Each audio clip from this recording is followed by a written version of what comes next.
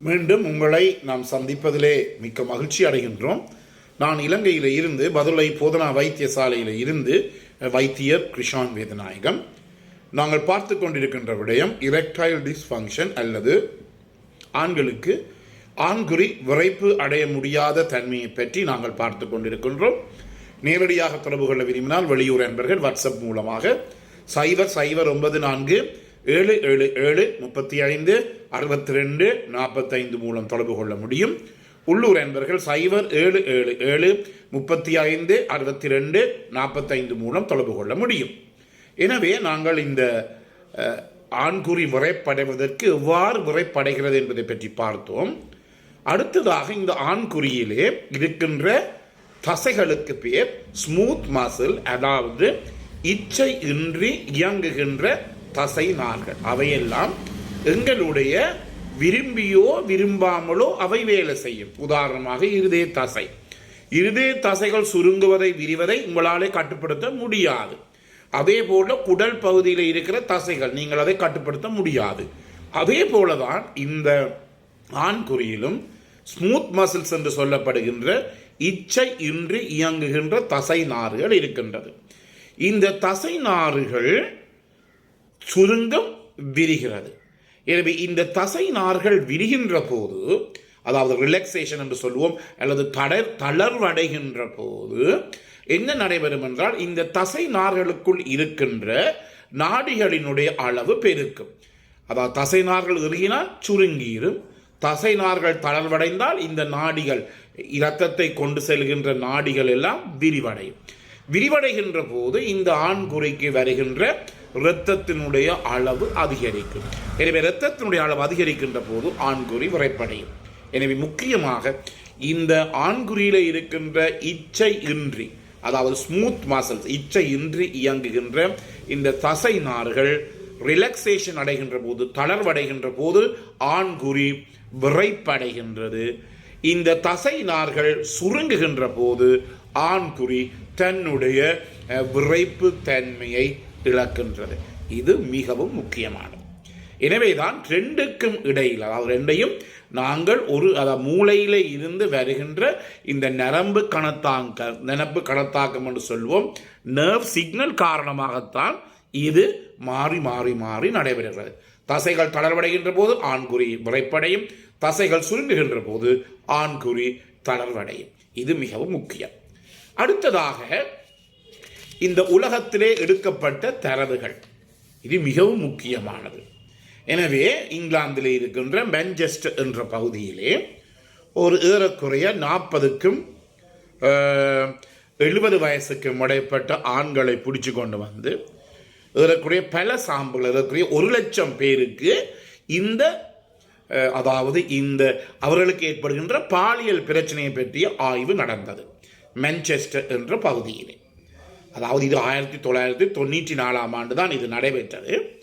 எனவே இந்த பகுதியில் இருக்கின்ற 1,00,000 ஆண்களை பிடிச்சு கொண்டு வந்து அவருடைய வயசு 40க்கும் 70 வயசுக்கும் இடையிலே அவர்களுக்கு இருக்கின்ற பாலியல் பிரச்சனை, அவர்களுக்கு ஆண்குறி விரைப்படைய முடியாத தன்மை அல்லது இரெக்டைல் டிஸ்ஃபங்க்ஷன் இருக்கிறதா என்று பார்த்த போது அதில் ஏறக்குறைய 48% அதாவது 48% என்றால் உங்களுக்கு தெரியும், 100 பேரில் 48 பேர், 100 பேர் எடுத்தால் 48 பேரில் ஒரு விதமான பிரச்சனையும் இல்லை.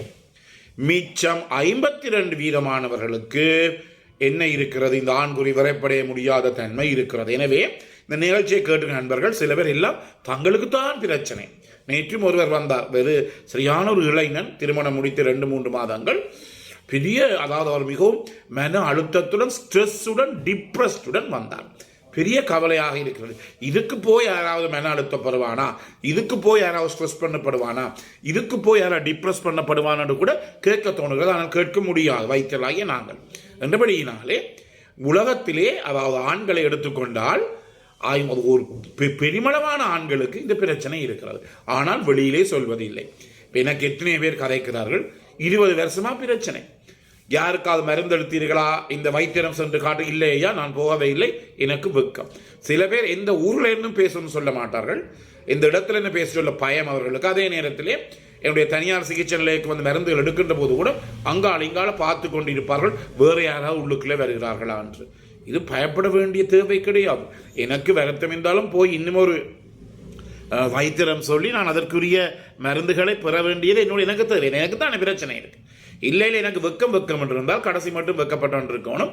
பிறகு அதுக்கு பிறகு எங்களால் ஒன்றுமே செய்ய முடியாது. இவை 152% ஆண்களுக்கு இந்த பிரச்சனை இருக்கிறது. அதுலேயும் அந்த 3 வகையாக பிரிக்கலாம்: கம்ப்ளீட், மாடரேட் அல்லது மினிமல். அதிலே இந்த 10% ஆண்களுக்கு கம்ப்ளீட்டாக ஆண்குறி விரைப்பே அடையாது. அது பெண் அல்லது மனைவி என்ன செய்தாலும் எவ்விதமான ஒரு விதமான உணர்ச்சியும் இல்லை. இன்னும் 25% மொடரேட் என்று சொல்லுவோம். அதாவது கொஞ்சம் ஆண்குறி வரைப்படுகிறது, அதே நேரத்தில் மனைவியுடன் சேர்ந்து இருக்கின்ற போது டக்குன்னு ஆண்குறி தளர்வடைந்து விடும். இன்டர்கோஸ்ட் செய்கின்ற போது உட்புகுத்துக்கின்ற ஒரு யோனிக்குள்ளே டக்குன்னு தளர்வடைந்து விடும். இன்னும் 16% இருக்கிறார்கள், அது கொஞ்சம் குறைவாக இருக்கும். எனவே முற்றுமாக 10%, மொடரேட்டாக சராசரியாக 25%, அடுத்ததாக 17% இந்த பிரச்சனை மிகவும் குறைவாக இருக்கிறது. இது தலையில போட்டு உடைய தலை உடைத்து அதன் பிற்பாடு இந்த பிரச்சனை அதிகரித்து கொண்டு செல்வதை காணக்கூடியதாக இருக்கிறது. எனவே முக்கியமாக கவனித்துக் கொள்ள வேண்டியது என்னவென்றால், இது உங்களுக்கு மட்டும் வருகின்ற பிரச்சனை இல்லை. 152% ஆட்கள் இந்த உலகத்திலே இந்த பிரச்சனை இருக்கிறார்கள். இது 1994 நடைபெற்ற ஒரு சர்வே, ஒரு ரிசர்ச் ஸ்டடி. ஆனால் இப்போது பார்க்கின்ற போது நான் நினைக்கிறேன் 160-70% ஆண்களுக்கு இந்த பிரச்சனை இருக்கும் என்பதை எங்களாலே கண்டுகொள்ளக்கூடியதாக இருக்கிறது. அடுத்ததாக எவ்வளவு பேர் இருந்தார்கள்? 1995 உலகத்திலே 152 மில்லியன் மக்கள், ஆண்கள், அதாவது ஏறக்குறைய 15 கோடி பேர் இந்த பிரச்சனையால் பாதிக்கப்பட்டார்கள். உங்களுக்கு ஏன் இந்த 1995 என்று சொல்கிறேன் என்றால், அதுக்கு பிறகுதான் இந்த பாலியல் ரீதியான பிரச்சனைகள் எல்லாம் வெளியிலே வேற வெளிக்கிட்டது. ஆக்கள் கதைக்க வெளிக்கிட்டார்கள். கதைக்க வெளிக்கிடுகின்ற போதுதான் எங்களுக்கு கண்டுபிடிக்கக்கூடிய இந்த பிரச்சனை அனைவருக்கும் இருக்கிறது. இப்போது கூட முந்தைய காலங்களிலே பெண்கள் தங்களுடைய கணவருக்கு இருக்கின்ற பிரச்சனையை மனைவிமார் கணவருக்கு இருக்கிற பிரச்சனை சொல்ல முன்வரதில்லை. ஆனால் இப்போது நேரடியாகவே தொலைபேசியின் மூலமாக கூட அவர்கள் சொல்லி தங்களுடைய பிரச்சனைக்கு தீர்வு காணுகிறார்கள். எனவே 1995 152 மில்லியன் 15 கோடியாக இருந்தது. இந்த 2025 கேடப்படப்பட்ட ஸ்டடியின் படி ஏறக்குறைய 600 மில்லியனாக, ஏறக்குறைய 60 கோடி ஆண்கள் இந்த வருடத்திலே 60 கோடி ஆண்கள் இந்த இரெக்டைல் டிஸ்ஃபங்க்ஷன் என்ற பிரச்சனையினாலே பாதிக்கப்பட்டு இருக்கிறார்கள். இந்த தரவுகளை நான் ஏன் சொல்லுகின்றேன் என்றால், உங்களுக்கு மட்டுமல்ல பிரச்சனை. தலையை உடைக்காதீர்கள், ஸ்ட்ரெஸ் ஆகாதீர்கள், டிப்ரெஷன் ஆகாதீர்கள். அதே நேரத்திலே ஒரு ஆண்கள் ஸ்ட்ரெஸ் ஆவதற்கும் டிப்ரெஷன் ஆவதற்கும் முக்கியமான பங்கு அதனுடைய மனைவிக்கோ அல்லது அவருடைய கேர்ள் ஃப்ரெண்டுக்கோ அல்லது பெண் துணைக்கோ இருக்கின்றது. என்றபடியினாலே இந்த நிகழ்ச்சியை கேட்டுக்கின்ற பெண்கள், உங்களுடைய ஆண்களுக்கு பிரச்சனை இருந்தால், உங்களுடைய கணவனுக்கு பிரச்சனை இருந்தால் கட்டாயமாக ஒரு வைத்தியரை கண்டு அதன் மூலமாக நீங்கள் உதவி பெற முடியும். இன்று நான் டேக் ஹோம் மெசேஜ் என்னவென்றால், உங்களுக்கு மட்டுமல்ல, ஏறக்குறைய 52% ஆண்கள் இந்த உலகத்திலே ஏறக்குறைய இந்த 2025 ஏறக்குறைய 60 கோடி பேர் இந்த பிரச்சனையினாலே பாதிக்கப்பட்டு இருக்கிறார்கள். எனவே இந்த நிகழ்ச்சி உங்களுக்கு பிடித்திருந்தால் கட்டாயமாக மற்றவர்கள் அறிமுகப்படுத்துங்கள். மறக்காமல் லைக் பண்ணுங்கள், ஷேர் பண்ணுங்கள். யூடியூப்ல பார்ப்பவர்கள் சப்ஸ்கிரைப் பண்ணுங்கள் மணி சின்னத்தை அல்லது பெல் சைனை அமுழ்த்தி.